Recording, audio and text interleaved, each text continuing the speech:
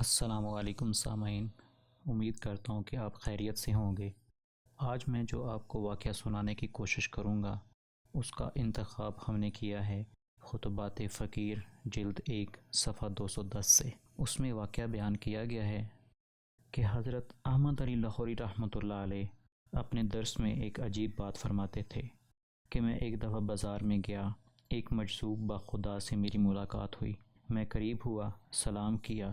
انہوں نے مجھ سے پوچھا، احمد علی، انسان کہاں بستے ہیں؟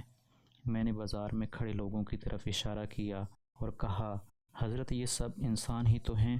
میری بات سن کر انہوں نے لوگوں پر ایک عجیب سی نظر ڈالی اور کہا، اچھا یہ سب انسان ہیں؟ ان کی توجہ کا اثر مجھ پر ایسا ہوا کہ میں نے دیکھا تو مجھے بازار میں کتے، بلے، خنزیر چلتے ہوئے نظر آئے۔ جب میری کیفیت ختم ہوئی تو میں نے دیکھا وہ بزرگ جا چکے تھے۔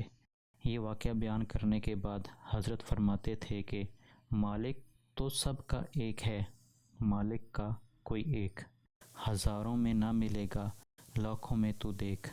کوئی قسمت والا ہوتا ہے، کوئی بخت والا ہوتا ہے جو سر کے بالوں سے لے کر پاؤں کے ناخنوں تک اپنے آپ کو اللہ کے حوالے کر دیا کرتا ہے۔